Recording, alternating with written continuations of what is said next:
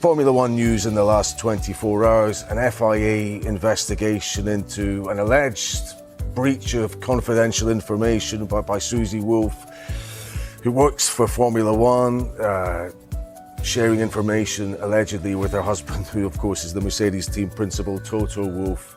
With the FIA telling me, Christian, that more than one team principal raised a concern about her position within F1, that it was maybe a conflict of interest.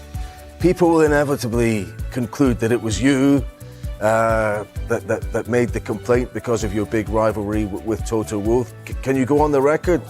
Was it you? Did you complain about this? Look, we have a big rivalry on track, but we haven't raised any official complaint either about Susie or Toto or Mercedes to the FIA. In fact, Red Bull has been the team that has got most involved with Formula One Academy from its inception, and to the point that between the two Red Bull-owned teams we'll be entering three cars. So we've been working closely with Susie, who's been doing a great job on Formula One Academy. So I think we, like others, were quite surprised at the statement that came out last night, but it certainly wasn't instigated or required or set off by Red Bull.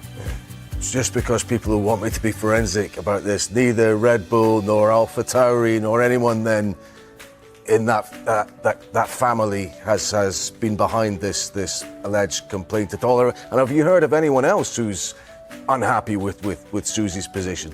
Well, look, as I said, we've not raised any official complaint or made any requests to the FIA or to FOM. Indeed, we've been working very closely with Susie on the Formula One Academy. We're the only team or the only group that are going to be entering 3 cars in the Academy for 2024. And it's great work that they're doing with the Academy, and we're certainly excited about that. As far as the other teams, I can't talk on behalf of others.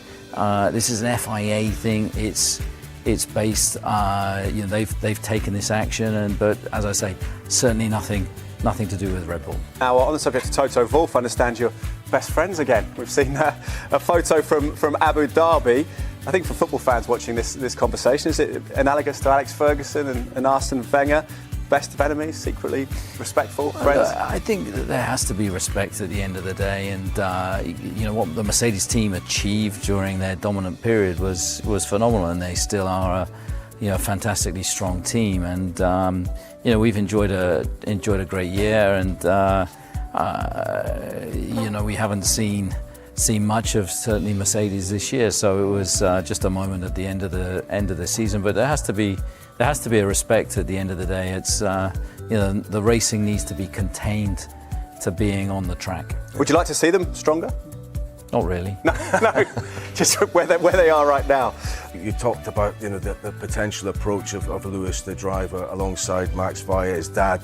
I'm just wondering, you don't want 2 alpha males in the team, but might there come a point where if you keep on dominating, the likes of Norris will want to be in that car alongside Max or Charles Leclerc, or maybe even Lewis, and Max actually might want it just to prove a point and really cement that legacy? Well, the RB19 has been the most successful car in the history of the sport, so you can imagine it's a pretty attractive car to have been in. But I think, look, we've got great drivers, and I think that what will happen with stable regulations is it's going to get a lot closer. It's going to be, we've got some great teams that we're competing against, for sure, with stable regs. 2024 is not going to be like 2023, and we're expecting a lot more competition from McLaren, from Mercedes, from Ferrari, and all the drivers that are competing for them. We've only got about 10 seconds. Do you expect Verstappen to be in the pantheon of all-time greats, possibly the greatest? He's got to be now. I mean, with what he's achieved in such a short period of time, the statistics speak for themselves. So you've got to talk about him amongst some of the greats in the sport.